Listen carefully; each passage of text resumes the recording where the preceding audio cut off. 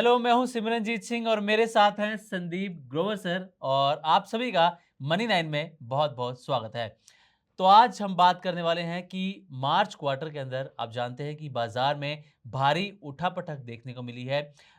Retail investors हों, एचएनआईज हों, इनके ओनरशिप पैटर्न में बदलाव देखने को मिला है। और अगर हम बात करें तो निवेशकों के निवेश करने के तरीके पर हम ये कह सकते हैं कि बड़ा बदलाव यहाँ पर देखने को मिला है। अब ये किस तरीके से बदलाव हुआ है, बदलाव के पीछे क्या वजह रही हैं, ये बताएंगे संदीप सर। तो संदीप सर, किस तरीके का बदलाव यहाँ पर नज़र आ रहा है निवेशकों के निवेश करने के तरीके में? हाँ बिल्कुल, बहुत शुक्रिया आपका। देखिए, इंडिविजुअल इन्वेस्टर्स, ये जो रिटेल और एचएनआईज की आप बात जी। कर रहे हैं ना, जो व्यक्तिगत पार्टिसिपेशन होता है, इसमें बड़ा बदलाव हुआ है मार्च की तिमाही में। अगर आप देखेंगे तो डायरेक्ट इक्विटी ओनरशिप, डायरेक्ट जब आप कहते हैं कि हम खुद जब पैसा लगाते हैं शेयर जी। बाजार में, चाहे वो रिटेल इन्वेस्टर्स हो, चाहे वो एचएनआईज हो, एचएनआईज। उनकी जो ओनरशिप है उसमें लगातार तीसरा क्वार्टर है जब हमने गिरावट देखी है।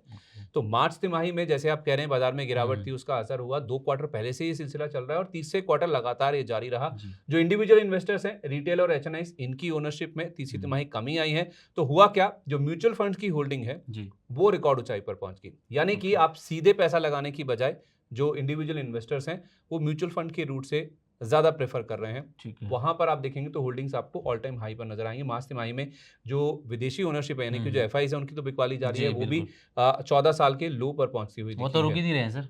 तो उनकी जो ओनरशिप है वो घटकर 16.1% पर आ गई। और जो डीआईएस हैं, हुँ। उनकी भी ओनरशिप आप देखिए, मतलब म्यूचुअल फंड्स के जरिए तो रिकॉर्ड हाई पहुंच ही रहे हैं जो जी। होल्डिंग्स हैं। डीआई जो कि घरेलू संस्थागत निवेशक हैं, जिन्होंने बाजार को सपोर्ट किया हुआ है, इनकी भी आप ओनरशिप देखेंगे तो 19.2% के रिकॉर्ड स्तर पर पहुंच गई। ये ओके। ओवरऑल मोटा मोटी मैं आपको पिक्चर दे जी। रहा हूँ, आगे मैं आंकड़े आपको डिटेल में भी समझाता हूँ। लेकिन डायरेक्ट जो इक्विटी ओनरशिप है हाँ वो जी। कम हो रही है। और जो क्या कहते हैं उसे आप, जो इन्फॉर्म्ड इन्वेस्टर्स होते हैं या फिर जो समझदार जी। इन्वेस्टर्स होते हैं, इनके जरिए आप पैसा जो लगा रहे हैं, हुँ। ओनरशिप, जो रिटेल इन्वेस्टर्स हैं, वो ज़्यादा रुझान बढ़ता हुआ दिख रहा है। तो खुद की सूझबूझ या फिर खुद पैसा लगाने की बजाय जी। एक किसी फंड मैनेजर को पैसा देके, हुँ, हुँ। फीस देकर पैसा बाजार में लगाने की जो एक जी। ट्रेंड है ना, उसकी जी। तरफ रुझान बढ़ता हुआ दिखा है। ओके। और सर, ये अगर हम एनएसई लिस्टेड कंपनीज़ की यहाँ पर बात करें और अगर हम रिटेल एचएनआईज़ की जो कंबाइंड ओनरशिप है, ये भी शायद 5 साल की लो पर बिल्कुल, 5 साल के लो पर पहुँच गई है। हुँ। 9.3% इनकी ओनरशिप थी, वो घटकर ओके। 9.1% पर पहुँच गई है। तो रिटेल और एचएनआईज़ दोनों को अगर मैं थोड़ा बाइफरकेट करके बताऊँ आपको, तो रिटेल की जो डायरेक्ट होल्डिंग है वो 7.25% थी पिछले क्वार्टर में, यानी कि दिसंबर क्वार्टर में, वो घटकर 7.12% पर आ गई। और रिटेल की जो होल्डिंग है वो लगातार तीसरी तिमाही है जब हम देख रहे हैं कि जी। गिरती हुई नज़र आई है। एचएनआईज़ की डायरेक्ट होल्डिंग की भी बात करें तो 2.03% थी, ये हुँ। घटकर 1.9% पर आ गई।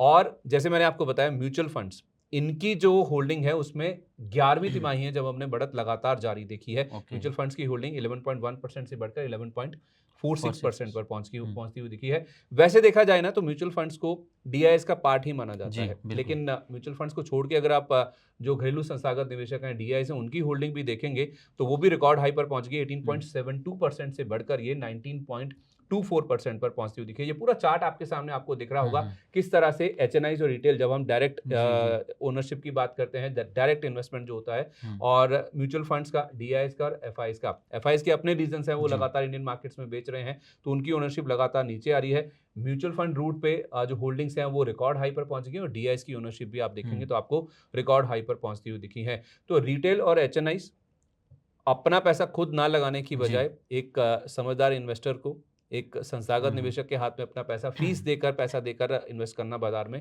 ज़्यादा पसंद कर रहे हैं। तो ऐसा नहीं है कि बाजार से निवेशक निकल गए हैं।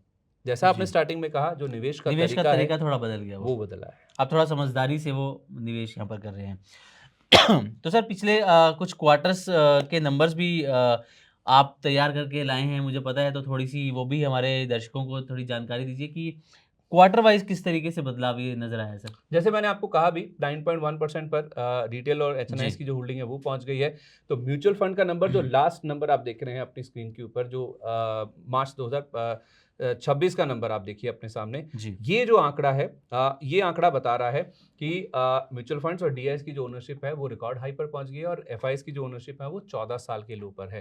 तो रिटेल भले ही पैसा सीधे नहीं लगा रहे, लेकिन म्यूचुअल फंड्स और डीआईएस के पास जी। इनका पैसा पहुंच रहा है और एफआईएस लगातार अपनी होल्डिंग कम कर रहे हैं। तो ओनरशिप पैटर्न में आप देखेंगे आपको बदलाव नजर आएगा, क्योंकि द वे पीपल इन्वेस्ट या way direct investors invest in the market, उसमें बड़ा बदलाव देखने को जी। मिला है। तो ये आंकड़े यही बता रहे हैं कि किस तरह से एक बड़ा शिफ्ट होता हुआ दिख रहा है इंडियन मार्केट्स में, कैसे पैसा इन्वेस्ट किया जा रहा है, द मोड ऑफ इन्वेस्टिंग, बिल्कुल। उसमें बदलाव आ रहा है। सर ये तो हमने बात कर ली कि निवेश का तरीका बदल रहा है, किस तरीके से पैसा लगा रहे हैं, समझदारी से पैसा लगा रहे हैं, लेकिन कहीं न कहीं बिकवाली भी तो कर ही रहे होंगे?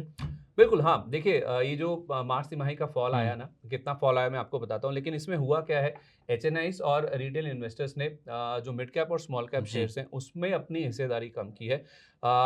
मार्च महीने की अगर आप बात करेंगे ना, तो कोविड महामारी का जो महीना था, जी। मार्च 2020 वाला, उसके बाद सबसे बड़ी मासिक गिरावट हमने देखी। ओके। तो 2026 मार्च काफ़ी खराब था, हुँ। क्योंकि 28 फरवरी से यूएस ईरान वाली जंग शुरू हो गई जी। थी। तो उस हिसाब से देखा जाए तो एचएनआईज़ ने थोड़ी सूझबूझ दिखाई है। और रिटेल इन्वेस्टर्स ने क्या किया है, इक्विटी के बजाय थोड़ा दूसरे जो एसेट्स हैं ना, उनकी जी। तरफ भी रुख किया है। अब ओके। पोर्टफोलियो डाइवर्सिफिकेशन समझ लीजिए, हुँ। या थोड़ा सा ये कह लें कि इक्विटी में पैसा नहीं बन रहा तो इक्विटी से दूरी बनाकर जहाँ जहाँ पैसा बना है जिन एसेट क्लासेस में, जी। वहाँ पे पैसा पार्क किया है। जिसमें आप गोल्ड सिल्वर की बात कर लीजिए, रीट्स की हुँ। बात कर लीजिए, और यहाँ पे पैसा बना भी है। मैं आपको आंकड़ों में बता देता हूँ। देखिए निफ्टी की अगर आप बात करेंगे तो मार्च तिमाही में 14.5% की गिरावट हमने देखी। निफ्टी स्मॉल कैप और मिड कैप इंडेक्स में भी देखिए जी। तो 12.25 से 14.5% तक का फॉल था।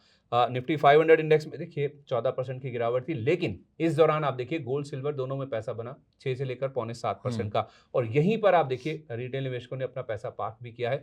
गोल्ड सिल्वर और रीट्स ओके। यहाँ पर ज्यादा फोकस पहुंचा है, या फिर इन्होंने म्यूचुअल फंड्स के जरिए अपना जी। पैसा जो है वो इंडियन मार्केट्स में इन्वेस्ट किया है। तो ओके। डायरेक्ट पैसा लगाने की बजाय बिल्कुल। म्यूचुअल फंड्स का रूट अपनाया। समझ गए, और जहाँ पर थोड़ा-सा पैसा बनता हुआ नज़र आया, वहाँ अपना पैसा थोड़ा-सा इन्होंने शिफ्ट कर दिया।